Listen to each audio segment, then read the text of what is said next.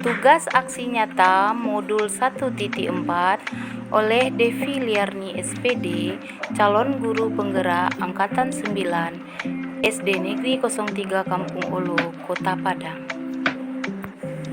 Fasilitator Bapak Budi Darmawan, pengajar praktik Ibu Yulianeti, dan saya Devi Liarni sebagai calon guru penggerak.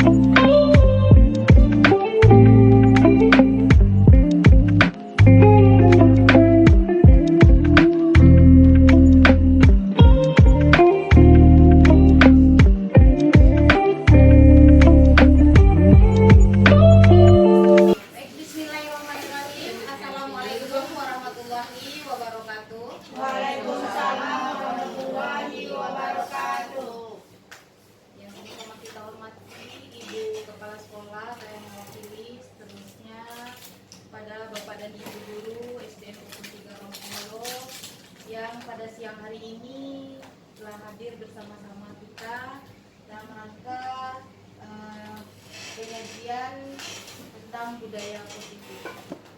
Baiklah Bapak dan Ibu, sebelumnya marilah kita mengucapkan puji dan syukur kehadirat Allah Subhanahu Wa Taala yang telah melimpahkan rahmatnya kepada kita semua sehingga telah memberikan kita kesehatan dan kesempatan sehingga terlaksananya kegiatan ini. Seterusnya salawat beserta salam marilah sama-sama kita kirimkan buat Allah junjungan kita yaitu Nabi besar Muhammad SAW yang berupa doa Allahumma sholli ala Muhammad wa ala ali Muhammad. Bapak dan Ibu guru yang saya hormati, untuk acara yang pertama marilah kita sama-sama mendengarkan pembacaan ayat suci Al-Quran yang akan dibacakan oleh Bu Dery. Kepada Bu Dery kami persilakan.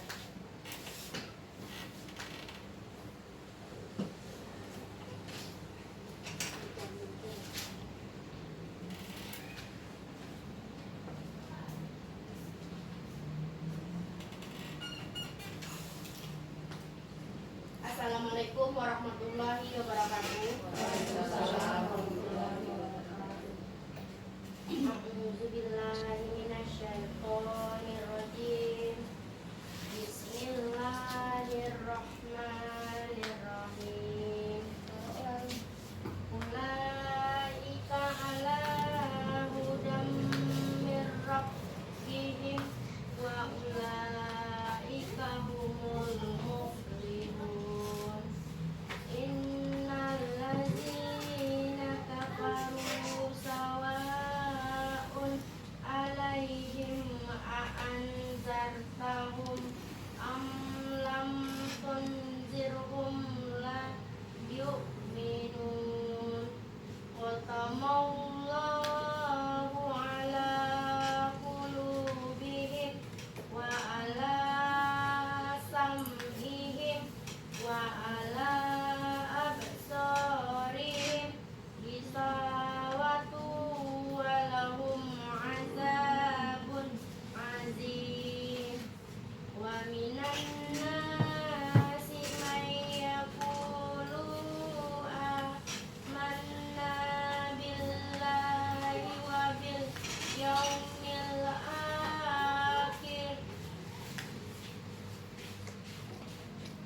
bil yaumil akhir wa ma hum mu'minin. Yukhadi'una Allaha wallazina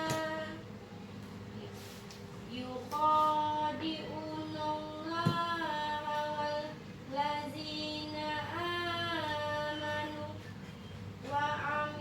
wa ma yaqda'una illa anfusahum wa ma yash'urun. Sadaqallahul azim. Assalamualaikum warahmatullahi wabarakatuh.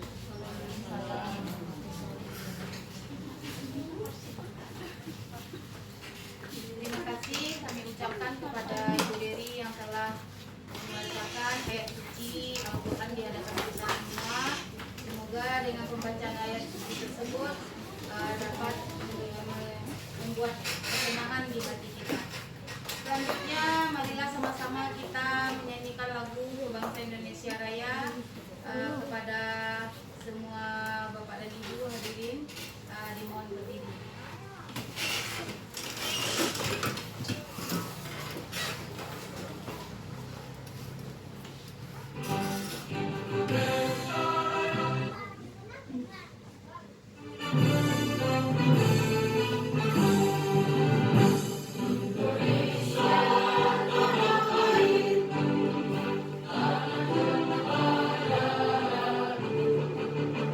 Di sana ya aku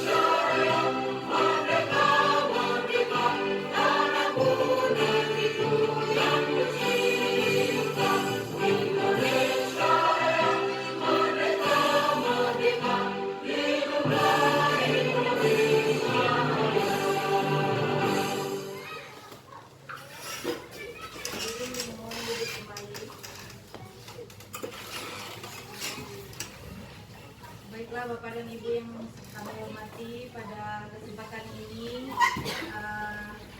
kita akan dengarkan sambutan dari Ibu Kepala Sekolah atau yang mewakili kepada Ibu Bukos. Kami persilakan.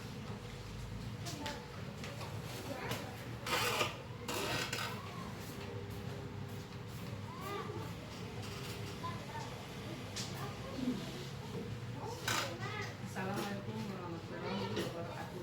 Waalaikumsalam warahmatullahi wabarakatuh. Sebelumnya mari kita sama-sama mengucapkan puji syukur kehadirat Yang Maha Kuasa, yang mana pada hari ini kita sudah dapat berkumpul untuk mengikuti koordinasi yang akan diberikan oleh Dewan. Salawat dan salam kepada Rasulullah kita aturkan kepada Nabi kita Nabi besar Muhammad sallallahu alaihi wasallam, laksana dalam membawa kita dari alam yang gelap ke alam keselamatan dengan dalam kata Allahumma shalli ala Muhammad wa ala yang terhormat semuanya yang ikut serta dalam acara ini. Kita melihat di sini, kita bersyukur sekolah kita ini mempunyai CDP yang akan memberikan informasi yang mungkin selama ini kita belum mengetahui. Sekarang kita sama-sama ingin tahu dan saling berbagi, saling sharing, yaitu tentang budaya positif di sekolah ini. Mungkin melalui mereka yang selama ini kita vakum atau mungkin tidak maksimal, walaupun sudah kita lakukan tapi tidak maksimal. Mungkin dengan gerakan ini, dengan penjelasan nanti kita bisa menerapkannya pada diri kita sendiri, terutama pada siswa di kelas kita masing-masing. Mudah-mudahan semuanya kita ikuti dengan baik acara ini. Mudah-mudahan kita dapat manfaat dan bisa terapkan pada pihak kita. Terima kasih. Assalamualaikum warahmatullahi wabarakatuh. Terima kasih kami ucapkan kepada Ibu Kos sebagai perwakilan dari Kepala Sekolah yang telah memberikan sambutan di hadapan kita semua. Baiklah Bapak Ibu yang berbahagia, pada kesempatan ini izinkanlah saya sebagai calon guru penggerak angkatan 9 untuk menyampaikan berbagi ilmu kepada Bapak dan Ibu di SDN 03 Kampung Olo ini tentang diseminasi budaya positif.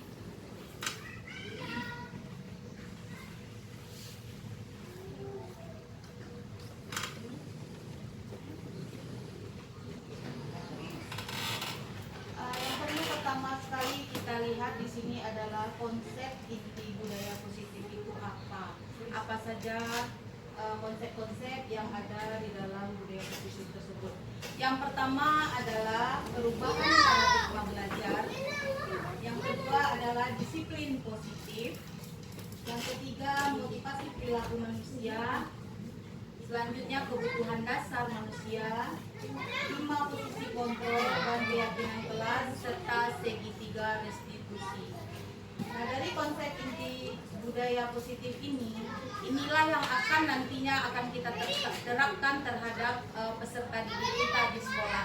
Bagaimana perkembangan peserta didik kita ke arah yang lebih baik, kita akan mengacu kepada konsep inti budaya positif tersebut.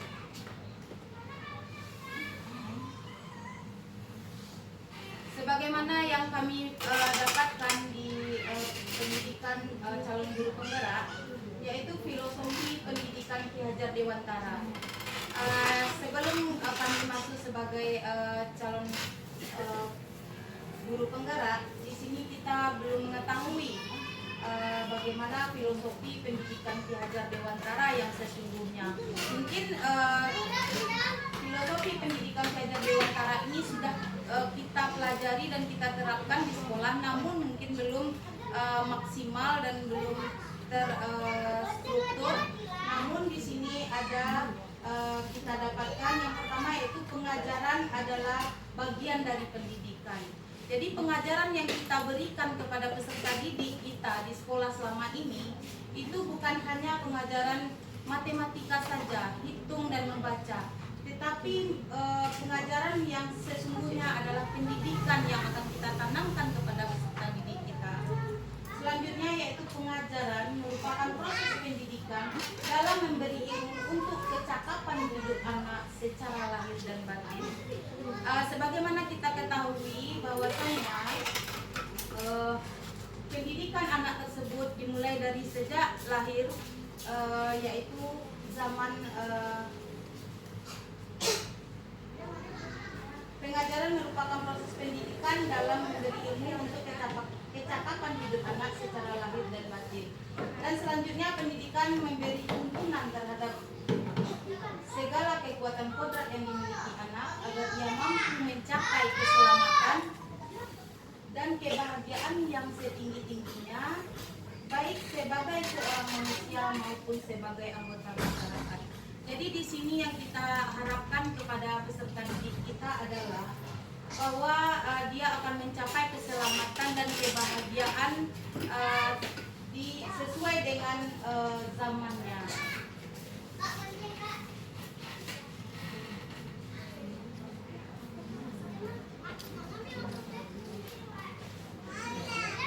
Sesuai dengan filosofi Ki Hajar Dewantara, bahwasanya murid dan pendidik itu saling terkait, di mana sekolah merupakan sebagai sawah dan ladang bagi peserta didik, di mana mereka akan menuntut ilmu dan pendidikan di ladang dan sawahnya tersebut. Nah, seorang pendidik ibarat seorang petani, di mana Ki Hajar Dewantara mengibaratkan peran pendidik seperti seorang petani atau tukang kebun. Anak-anak itu seperti biji tumbuhan yang kita tanam dan kita semaikan di lahan yang telah disediakan. Anak-anak itu sebagai bulir-bulir jagung yang ditanam. Nah, kita sebagai seorang guru, bagaimana kita mendidik dan menerapkan benih kita tadi supaya dia tumbuh subur? Tentu kita harus memupuknya, kita harus merawatnya di sawah yang kita semaikan tadi sehingga menjadi subur. Dan apabila kita sudah merawat tanaman tadi, maka akan membuahkan hasil yang baik, yang sesuai dengan yang kita inginkan. Selanjutnya, filosofi pendidikan Ki Hajar Dewantara ini sesuai dengan yang disampaikannya, yaitu ingarso sung tulodo, yaitu guru dari depan memberi contoh kepada peserta didiknya, bahwasanya kita sebagai pendidik kita harus memberikan contoh yang baik kepada peserta didik kita.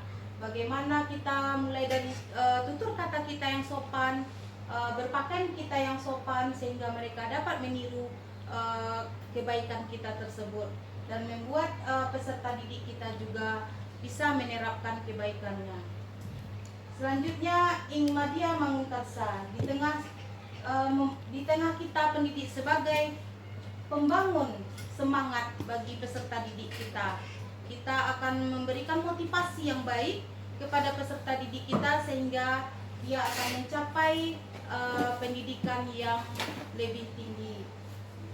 Selanjutnya, Tepuri Handayani dari belakang, kita sebagai pendidik mendorong dan memberikan dorongan untuk peserta didik kita menuntut ilmu ke arah yang lebih tinggi.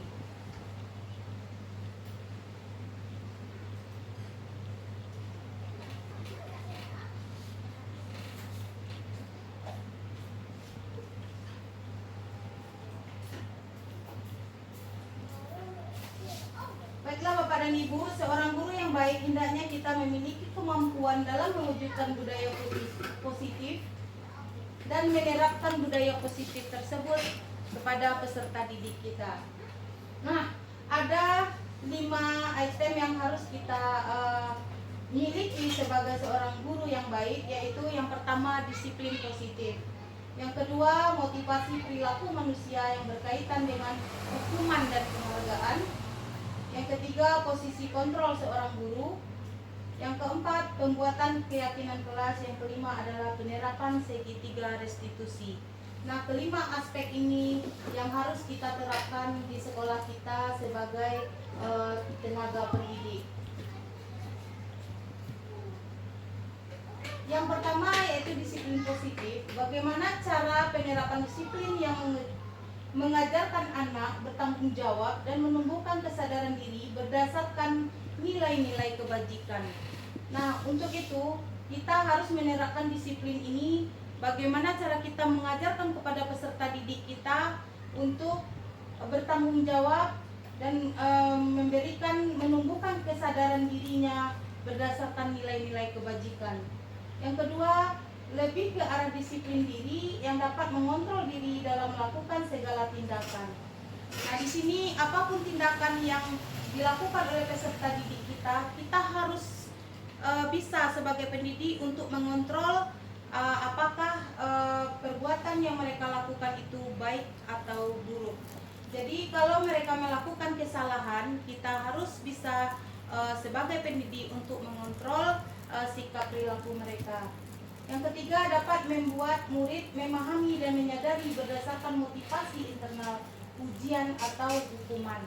Nah, di sini kita sebagai pendidik kita harus mempertimbangkan apakah pendidikan yang kita berikan kepada peserta didik kita itu bisa berupa pujian. Tentu kita harus menjauhi hukuman. Hukuman ini bisa kita ganti dengan tindakan-tindakan yang positif terhadap peserta didik kita.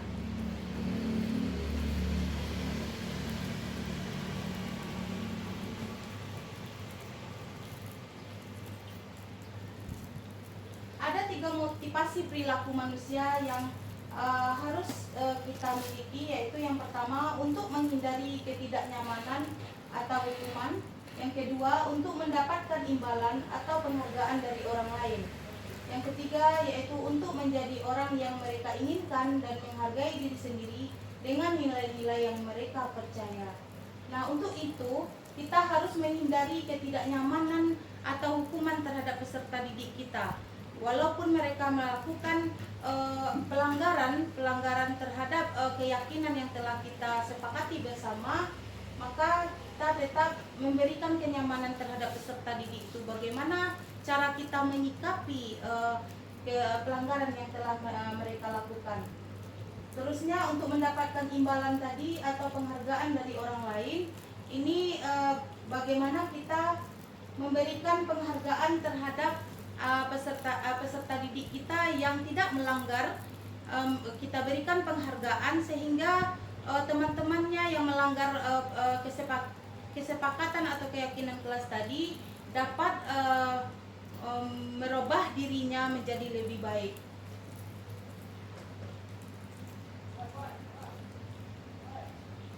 Selanjutnya ada motivasi perilaku manusia. Perilaku manusia ini untuk menjadi orang yang mereka inginkan dan menghargai diri sendiri dengan nilai-nilai yang mereka percaya. Nah, di sini hindari hukuman dan pemberian penghargaan berlebihan agar meminimalisir motivasi internal dalam diri murid. Di mana hukuman dan pemberian penghargaan ini kita terhadap peserta didik tidak boleh berlebihan. Contohnya misalnya penghargaan terhadap peserta didik kita yang memiliki prestasi. Kita tidak boleh terlalu berlebihan memberikan penghargaan tersebut sehingga menimbulkan iri hati terhadap teman-teman lainnya. Selanjutnya kita juga harus bisa meminimalisir motivasi internal dalam diri murid. Di sini kita harus menggali apa-apa motivasi yang dapat meningkatkan kesadaran mereka untuk tidak berbuat lagi kesalahannya. Ada 5 kebutuhan dasar manusia. Yang pertama, kebutuhan untuk bertahan hidup. Yang kedua adalah penguasaan. Yang ketiga, kesenangan. Yang keempat, kasih sayang dan rasa diterima. Yang kelima adalah kebebasan. Di sini untuk bertahan hidup maksudnya bahwa manusia sebagai bahan kebutuhan dasarnya untuk bertahan hidup itu bagaimana dia bisa menyesuaikan diri bertahan dengan lingkungannya. Selanjutnya penguasaan di sini adalah penguasaan emosionalnya, bagaimana dia bertindak, bertutur kata, berperilaku sehingga dia bisa menguasai dirinya sendiri untuk menjadi orang yang lebih baik. Kebutuhan dasar tentang kesenangan, setiap manusia pasti menginginkan hidup yang merdeka atau senang, tidak merasa tertekan dari tekanan dari gurunya atau pendidik kita sendiri yang menekan perasaan peserta didik kita. Jadi kita harus membuat peserta didik kita itu merasa senang. Terus kita memberikan kasih sayang dan rasa diterima. Di sini kalau misalnya peserta didik kita membuat suatu pelanggaran, kita harus menyelesaikan permasalahannya dengan penuh kasih sayang dan rasa diterima. Jangan sampai kita memberikan hukuman sehingga emosional peserta didik kita terganggu dan mereka tidak bisa dan mereka merasa tidak diterima di tengah lingkungan sekolah. Selanjutnya kebebasan. Kebebasan di sini bukan berarti mereka bebas berbuat sekehendak hatinya, tetapi kita harus bisa mengontrol kebebasannya tersebut dalam pendidikannya untuk mereka untuk bebas memilih sesuai dengan minat dan bakat mereka. Di sini ada 5 posisi kontrol guru sebagai pendidik di sekolah, yaitu yang pertama adalah posisi sebagai pembuat merasa bersalah, apakah sebagai teman, bisa juga sebagai penghukum, bisa sebagai manajer dan sebagai pemantau. Di sini kita akan melihat posisi kontrol guru sebagai manajer. Sebagai manajer, guru berbuat bersama murid, mempersilahkan murid mempertanggungjawabkan perilaku dan mendukung murid agar dapat menemukan solusi atau permasalahannya. Seperti yang kita lihat bahwasanya mungkin kita sudah mengalami bersama peserta didik kita selama ini, namun kita tidak menyadari bahwasanya posisi manajer ini pernah kita lakukan terhadap peserta didik kita, di mana mereka kita anggap sebagai mereka telah bersalah dan melanggar peraturan atau melanggar keyakinan kelasnya, sehingga kita meminta kepada murid untuk mempertanggungjawabkan perilakunya tersebut dengan mendukung murid agar dapat menemukan solusinya sendiri. Selanjutnya posisi manajer ini mengacu pada restitusi yang dapat menjadikan murid sebagai manajer bagi dirinya sendiri sehingga tercipta disiplin positif. Nah, kita sebagai pendidik memberikan kesadaran kepada peserta didik kita sebagai manajer bahwasanya kita memberikan kesadaran agar mereka bisa menemukan kesalahannya dan bisa merubah dirinya untuk ke arah yang lebih baik. Selanjutnya posisi guru sebagai keyakinan kelas atau keyakinan sekolah. Guru berperan dalam mewujudkan terbentuknya keyakinan kelas dengan adanya kesepakatan antara guru dan murid. Jadi kesepakatan kelas ini harus kita tanyakan kepada murid kita yang selama ini mungkin kita hanya membuatkan peraturan yang harus diikuti oleh peserta didik kita, namun sekarang kita harus membuat keyakinan kelas terhadap peserta didik kita. Kita menanyakan kepada mereka apa yang akan mereka lakukan dan apa yang akan mereka inginkan selama pendidikannya, selama pengajaran di kelasnya, tentang budaya-budaya positif apa yang harus mereka lakukan. Selanjutnya keyakinan kelas berupa pernyataan universal yang mudah diingat, dipahami dan harus diterapkan dalam lingkungan sekolah. Nah, di mana mereka mengajukan beberapa kesepakatan untuk mereka laksanakan dan untuk mereka terapkan di kelasnya masing-masing. Di sini kita akan bersama-sama dengan murid kita menyusun suatu keyakinan kelas dan kita sepakati bersama sampai mereka membuat tanda tangan, menandatangani keyakinan kelas tersebut agar keyakinan kelas tersebut tidak bisa mereka langgar lagi.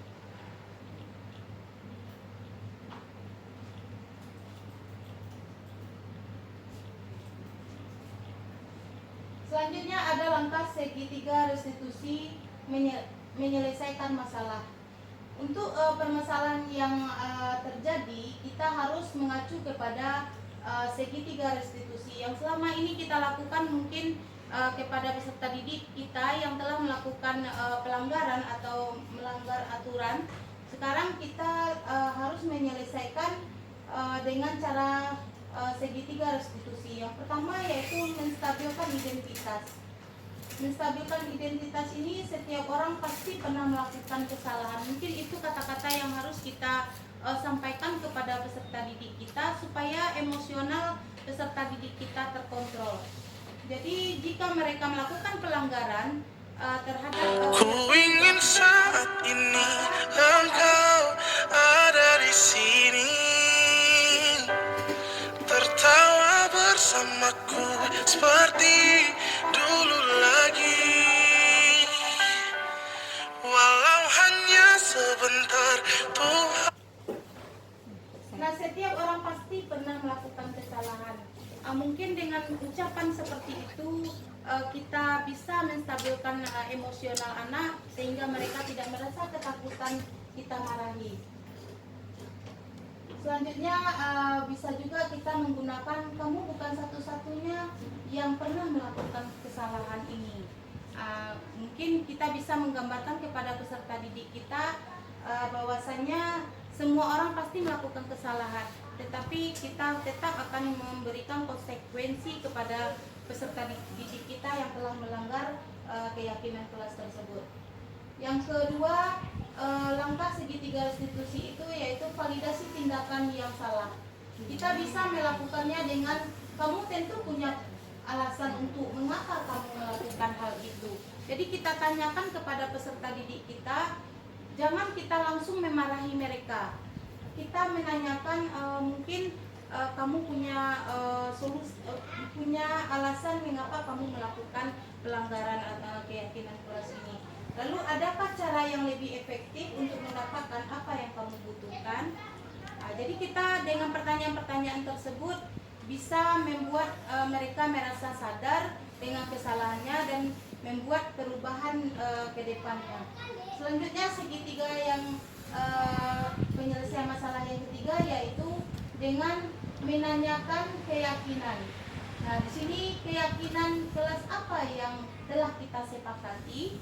Jadi kita ingatkan kembali kepada peserta didik kita, kalau mereka melakukan pelanggaran keyakinan, kita tanyakan lagi apa keyakinan kelas yang telah kita sepakati.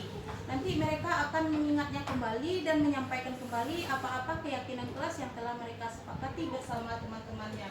Lalu bisa juga kita menanyakan, kamu ingin menjadi orang yang seperti apa?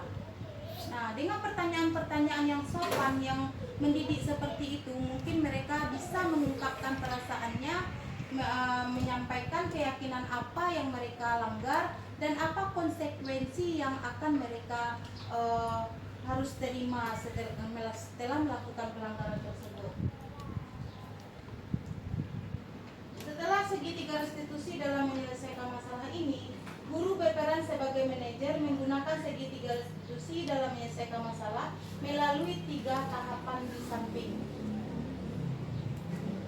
Nah, mungkin segitiga restitusi tadi kita dapat terapkan di dalam sekolah kita atau di dalam kelas kita untuk menyelesaikan masalah-masalah yang kita hadapi, yang dihadapi oleh murid kita selesaikan bersama sehingga dapat mendidik mereka menjadi orang yang bertanggung jawab dan tidak melakukan lagi pelanggaran-pelanggaran di sekolah kita. Dan dengan kesepakatan atau keyakinan kelas yang telah mereka yakini bersama, kita selalu mengingatkan jika mereka melakukan pelanggaran terhadap keyakinan itu, kita ingatkan sering-sering sehingga mereka menyadari dengan kesalahan tersebut. Ku ingin saat ini. Jadi lebih baik lagi. Baiklah Bapak dan Ibu, di sini mungkin kami bisa menyajikan dokumentasi penyerapan budaya positif yang pernah kita lakukan di sekolah kita maupun di kelas kita. Ini dokumentasi yang pertama di saat mereka melakukan kolaborasi tentang pembelajaran, kita bisa menyuruh mereka ke depan dengan menyajikan hasil dari kolaborasi mereka secara bergantian. Di sini budaya positifnya menerapkan keberanian mereka untuk menyampaikan hasil kolaborasinya bersama secara bergiliran dan dapat membuat mereka menjadi percaya diri dan membuat keberanian mereka timbul. Selanjutnya dokumentasi yang kedua ini adalah penerapan disiplin pada saat upacara bendera, di mana di sini kita bisa memberikan keyakinan kepada mereka bahwasanya di saat melaksanakan upacara bendera kita harus bersikap menghargai dan menghormati nilai-nilai yang telah diterapkan oleh para pahlawan kita dalam memperjuangkan kemerdekaan Indonesia. Selanjutnya ini adalah budaya positif tentang berpakaian. Kita mulai dengan diri kita sebagai guru. Ini sudah kita lakukan di sekolah kita, bahwasanya setiap hari Selasa kita melakukan berpakaian budaya Minang sesuai dengan budaya daerah kita, yaitu budaya Minangkabau. Bahwasanya kita mulai dari guru yang berpakaian Minangkabau, lalu peserta didik kita akan mengikuti budaya berpakaian yang sesuai dengan budaya Minangkabau. Karena di sini kita tadi sudah menyampaikan bahwasanya filosofi Ki Hajar Dewantara itu guru sebagai insan yang ditiru oleh peserta didik. Selanjutnya ini adalah dokumentasi yang telah kita terapkan di sekolah kita tentang budaya positif dalam melaksanakan kultum, di mana yang selama ini kita lakukan kultumnya berdiri. Mungkin peserta didik kita selama melakukan kultum yang berdiri ini agak lama sehingga mereka capek, tidak lagi terterapkan budaya positif untuk mereka tertib berdiri, sehingga kita gunakanlah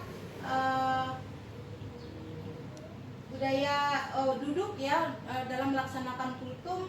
Mereka duduk dengan tertib, kita bisa sebagai guru mengontrol mereka dan mereka fokus terhadap kegiatan yang dilaksanakan. Selanjutnya ini budaya positif yang kita terapkan, yaitu tentang kesehatan. Budaya positif kesehatan, bahwasanya kita harus melakukan olahraga untuk menumbuhkan badan yang sehat, jasmani yang sehat, sehingga kita harus menerapkan budaya positif olahraga. Selanjutnya tentang kebersihan lingkungan, mencintai lingkungan. Di sini kita membudayakan kepada peserta didik kita agar mereka mencintai kebersihan lingkungan di sekolah mereka. Kita ajak mereka bersama untuk membersihkan kelasnya, sekolahnya. Kita cintai lingkungan, kita rawat lingkungan tanamannya sehingga mereka bisa tumbuh dengan subur. Jadi di sini yang kita harapkan adalah karakter budaya positifnya mencintai lingkungan tadi. Selanjutnya di sini ada budaya positif yaitu setiap hari Selasa kita menerapkan kesenian daerah. Di sini mungkin Bapak dan Ibu bisa lihat bahwasanya peserta didik kita melakukan kesenian daerah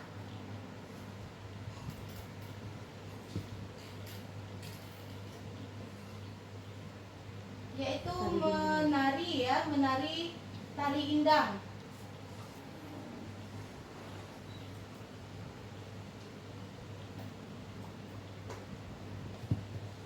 Ini video ya.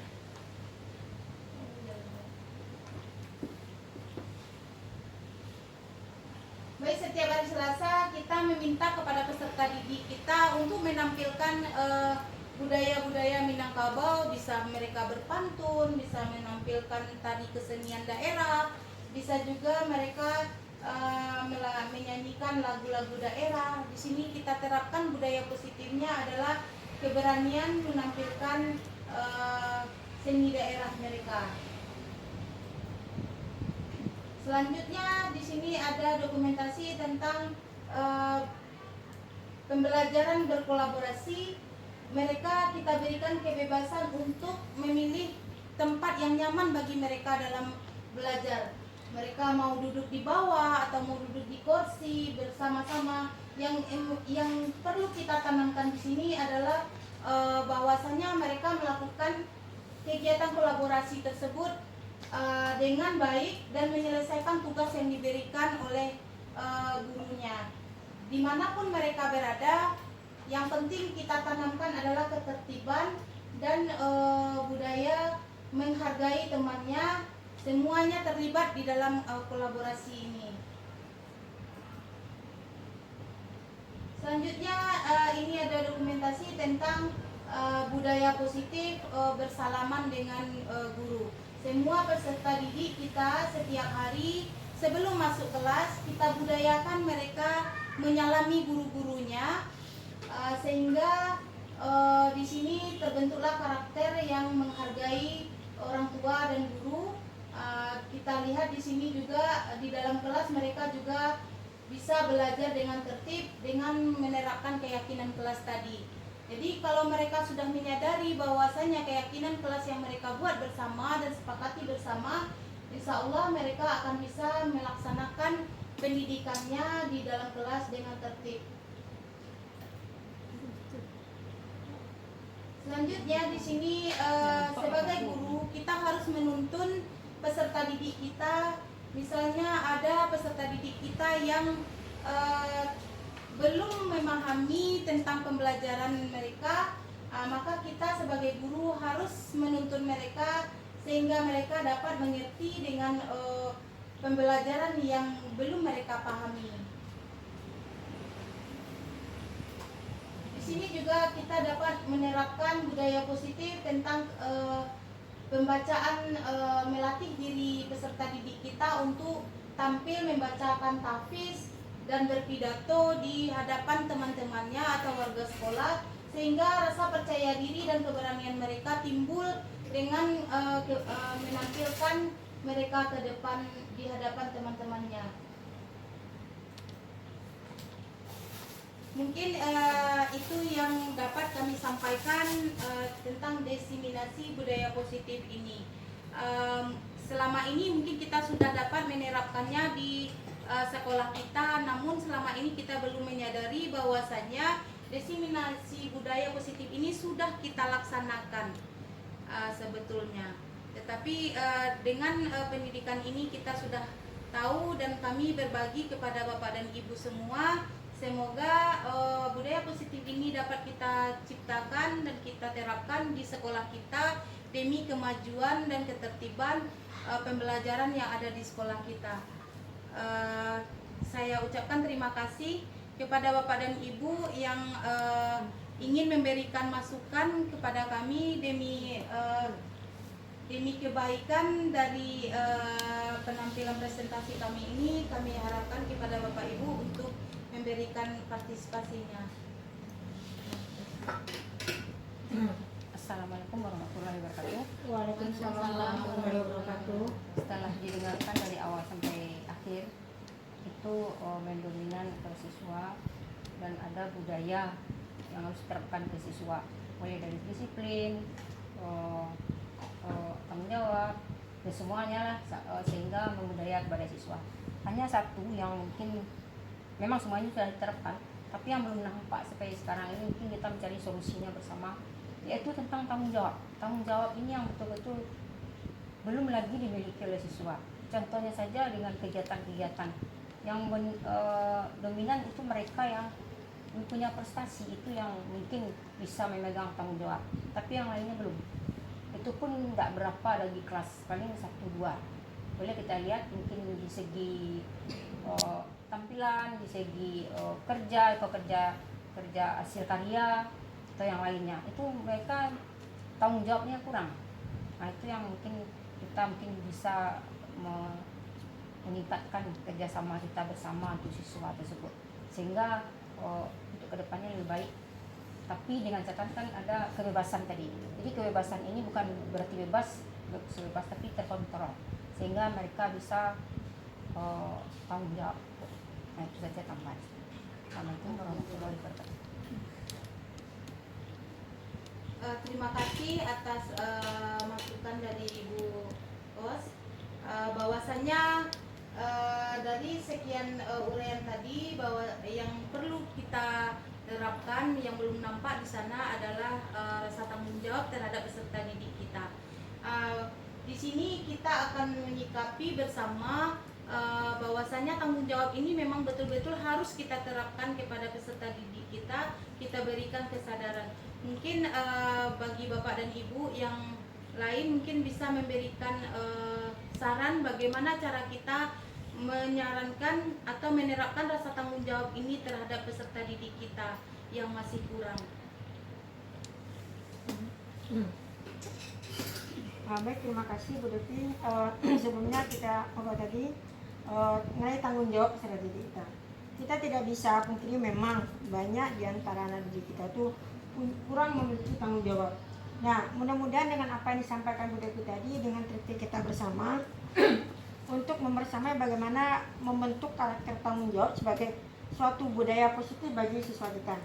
Kalau menurut saya tuh seperti kita di kelas tinggi ya, tanggung jawab di kelas itu sulit. Contohnya sulit dalam pertama tanggung jawab pada diri mereka sendiri. Contoh, ketika kita beri tugas dari sekian banyak anak kita bisa tahu, oh ini hanya beberapa yang menyelesaikan. Nah, beberapa trik mungkin yang kita bisa gunakan. Pertama mungkin pendekatan kita kepada siswa tersebut dulu. Pertama, kalau yang kita lakukan, kita bicara dulu dari hati ke hati.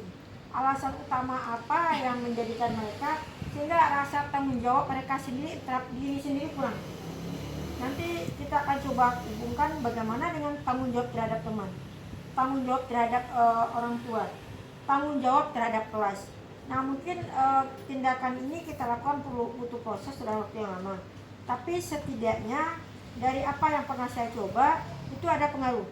Misal terhadap ada beberapa anak yang selalu keterlambatan tugas dan tanggung jawab terhadap PR itu selalu. Nah, pendekatan apa yang kita lakukan? Pertama kita lakukan percakapan face to face. Pendekatan dari hati, apakah cara itu berhasil tidak? Nah, kedua, jika cara itu tidak berhasil, kita lakukan pendekatan dengan melakukan kolaborasi, mungkin tanya ke teman terdekat. Dan ketika itu tidak juga berhasil, kita tanya kepada lingkungan tempat tinggal. Mungkin atau kita tanya juga ke rekan sejawat yang mungkin lebih mengetahui bagaimana latar belakang atau kehidupan ekonomi keluarga dan kehidupan rumah tangganya. Nah dari sana mungkin kita bisa, oh ternyata anak ini pertama dukungan keluarga kurang mendukung, sehingga dia tidak memiliki rasa tanggung jawab terhadap kewajiban yang dibebankan. Nah kita berharap ke depan kita bisa sebagai guru kelas, kita bisa memiliki waktu yang lebih untuk bisa melakukan pendekatan seperti itu. Permasalahan yang kita miliki sekarang adalah keterbatasan waktu. Kita memiliki keterbatasan waktu di mana peran kita sebagai guru itu kita jam mengajar, kemudian kita tidak bisa jam istirahat, kita bisa langsung santai. Kita tugas dengan kewajiban untuk memeriksa mengerti tugas siswa. Kemudian kita juga menganalisis bagaimana paham pembelajaran kita. Nah, mungkin itu kendala bagi kita sendiri. Tapi kalau setidaknya untuk alasan saya sendiri sebagai suatu contoh sikap penanaman tanggung jawab, berarti ada beberapa pendekatan yang kita lakukan. Dan tidak terlepas dari kendala tadi, berarti pandainya kita seorang itu memanage waktu, mana waktu kita untuk bisa pendekatan ke anak, mana yang bisa kita gunakan. Mungkin permasalahan yang kedua itu mungkin manage waktu kita mungkin yang kurang, tapi bagaimana bentuk tindakan yang bisa kita lakukan mungkin bisa seperti itu. Mungkin itu dari saya Bu Devi, terima kasih. Assalamualaikum warahmatullahi wabarakatuh. Waalaikumsalam. Terima kasih atas masukan dan saran dari Ibu Raj yang telah memberikan masih dan partisipasinya terhadap pertanyaan dari Bu Kos tadi, bahwasannya tanggung jawab itu memang sulit sekali kita dapatkan berikan dari peserta didik kita. Contohnya dalam penugasan mungkin penugasan yang kita berikan sebagai tugas bagi mereka atau tugas mandiri ataupun itu tugas kelompok, mungkin hanya beberapa orang saja dari peserta didik kita yang betul-betul menyelesaikan tugasnya tersebut. Jadi rasa tanggung jawab tadi sudah disampaikan oleh Bu Rat bahwasanya kita harus bisa memberikan pelayanan atau kita motivasi atau kita melakukan pendekatan terhadap peserta didik itu, sehingga terciptanya nanti tanggung jawab tersebut secara sendirinya dari peserta didik kita tersebut. Jadi bagaimana kiat kita sebagai guru untuk menggali rasa tanggung jawab tadi dari peserta didik kita tersebut, yaitu dengan melakukan pendekatan, menanyakan bagaimana latar belakangnya, keluarganya, sehingga kita bisa tahu karakter anak tersebut, bagaimana kita menumbuhkan tanggung jawab tadi dari peserta didik kita. Mungkin ada tambahan dari Bapak dan Ibu yang lain, atau ada masalah yang lain yang akan kita bahas bersama. Untuk itu, baik kepada Bu Rat, silakan. Baik, terima kasih ya Bu. Ini mungkin permasalahan bagi kita semua. Pertama itu tadi tanggung jawab anak itu untuk selalu menjaga kebersihan. Pagi ketika sampai di sekolah halaman kita bersih, ruang kelas kita bersih. Tapi kecenderungannya ketika sudah jam istirahat, nah ada semacam melempar tanggung jawab bagi anak kita. Permasalahan seperti ini, Bu itu kan sampahnya anak pagi. Nah anak siang bilang, Bu itu kan anak pagi bilang, kan sampahnya anak sore ya Bu. Nah mungkin seperti itu, bagaimana sih trik kita bersama. Kita udah berusaha, tapi memang untuk seperti itu tidak terlalu banyak. Nah, kita meminimalisir bagaimana ke depan memang betul-betul rasa tanggung jawab kelas. Karena kecenderungan anak kita itu saling menyalahkan, yang begitu ya. Iya. Kalau anak pagi, Bu, itu kan sampah anak siang. Kalau anak siang itu kan sampah anak pagi, Bu. Sehingga akan ada semacam perdebatan kecil mungkin ketika di pekarangan, di dalam kelas, sampah di laci, Bu. Tadi saya bersih, Bu. Sekarang nggak, kok ada sampah. Nah, bagaimana sih trik-trik kita seperti apa? Karena kita udah wanti-wanti mau pulang sekolah, periksa sampah di laci, bersihkan kelas. Tahu-tahu udah pulang nanti udah bergantian saling menyalahkan. Apakah sih trik-trik kita ke depan lebih baik lagi? Karena sebenarnya kita udah lakukan trik. Apakah kita akan selalu menjadi istilahnya mandor yang selalu memonitor anak untuk sampah? Bagaimana sih bentuk penerapan tanggung jawabnya ke depan supaya permasalahan itu dapat kita kurangi dan ke depan tidak ada saling menyalahkan di antara anak didik kita, seperti itu. Mungkin itu pertanyaan saya dari Bu Devi. Bu Devi, terima kasih. Assalamualaikum warahmatullahi wabarakatuh. Peran penjaga. Assalamualaikum. Terima kasih Bu Rat atas masukannya tadi tentang kebersihan ya. Memang kebersihan ini. Baiklah Bapak dan Ibu, sebagai penguatan, marilah kita saksikan video berikut tentang penerapan budaya positif dan segitiga restitusi. Selamat menyaksikan. Bersama bahwa hal kecil ini akan bisa menjadi besar. Jadi penerapan budaya positif tentang kebersihan ini memang betul-betul harus kita tanamkan kepada peserta didik kita supaya mereka tidak oper bola. Nah, bagi anak yang masuk siang katanya sampahnya pagi seperti yang disampaikan Bu Rat tadi. Jadi kita sebagai pendidik memang harus selalu memberikan masukan-masukan kepada peserta didik kita, baik guru yang masuknya pagi atau masuk siang. Kita setiap pulang sekolah kita sikapi bahwasanya sampah itu nak tolong diambil lagi, jangan buang sembarangan lagi. Jadi kita tanamkan setiap hari, mudah-mudahan dengan setiap hari kita ingatkan selalu kepada peserta didik kita, mudah-mudahan budaya positif tersebut tumbuh dari dirinya sendiri. Seperti yang disampaikan tadi juga oleh Ibu Dewi bahwasanya mulai dari kita, kalau kita melihat sampah sementara itu ada anak-anak kita dibiarkan saja sampahnya, kita ambil sampahnya, sehingga dengan contoh kita mengambil sampah tersebut terpanggil pula hati nurani anak didik kita ini untuk membuang sampah di tempatnya. Mungkin itu Bapak dan Ibu yang perlu kita terapkan bersama. Maka dari bersama ini kita bisa mari kita laksanakan penerapan budaya positif ini demi kemajuan sekolah kita. Mungkin itu Bapak dan Ibu yang dapat kami sampaikan. Sepakati ya. Ya bisa kita sepakati ya seperti itu kita akan. Iya, kita sepakati bersama, kita laksanakan bersama, kita ingatkan selalu kepada peserta didik kita secara bersama-sama. Mudah-mudahan mereka bisa menyadari budaya positif itu sangat perlu, sangat penting kita terapkan di sekolah kita. Mungkin hanya itu Bapak dan Ibu,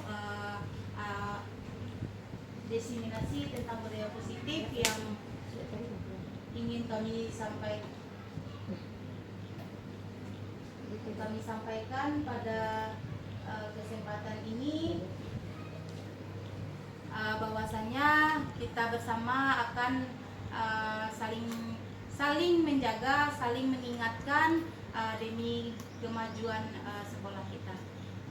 Kami sebagai presentasi pada hari ini, kekurangan dan kekilafan itu terletaknya pada kami sendiri, kesempurnaan itu adalah milik Allah. Kami mohon maaf atas segala kekurangan dan kekilafan. Billahi taufiq wal hidayah. Assalamualaikum warahmatullahi wabarakatuh. Waalaikumsalam warahmatullahi wabarakatuh. Sebagai penguatan penerapan budaya positif, marilah kita saksikan video berikut tentang penerapan budaya positif dan segitiga restitusi. Selamat menyaksikan.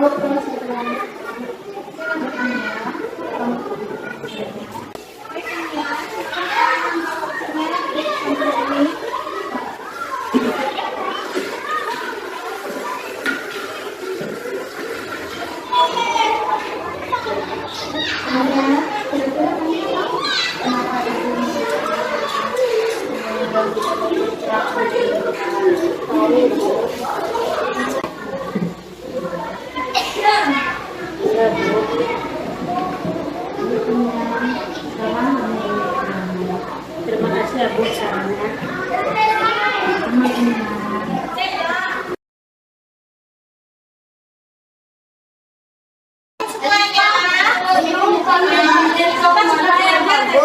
Menurutku pakaiannya Isi pecahannya sesuai dengan kelompoknya. Alif, Ba, Unsur, Diamlah, orang lagi belajar dan memberisik tahu. Iya nih, kalian mau konsentrasi kami aja. Ya, Alifa dan Uzil, kita sedang belajar ya nak ya. Jadi harusnya anak ibu mendengarkan biar konsentrasi kawan-kawannya tidak terganggu. Baik, Uzil sama Alifa. Tadi sedang belajar apa yang dibicarakan nak? Sempurna. Oh iya. Nah, berarti anak ibu kalau sedang belajar kita harus bagaimana? Harus. Teman-teman, kami minta maaf karena kami sudah mengganggu kalian sedang belajar. Apakah kalian bersedia memaafkan kami? Assalamualaikum warahmatullahi wabarakatuh. Perkenalkan, nama saya Alifa. Saya senang sekali melaksanakan praktek segitiga restitusi, dan saya disuruh mencari solusi dengan kesalahan saya sendiri dan didampingi Bu Devi. Sekian cerita saya, terima kasih. Wassalamualaikum warahmatullahi wabarakatuh. Assalamualaikum warahmatullahi wabarakatuh. Perkenalkan, nama saya Ozil. Saya sangat senang sekali dalam melaksanakan segitiga restitusi untuk mengatasi permasalahan saya sehari-hari, dan saya mengucapkan terima kasih kepada Bu Devi yang telah membimbing saya tentang segitiga restitusi. Wassalamualaikum warahmatullahi wabarakatuh.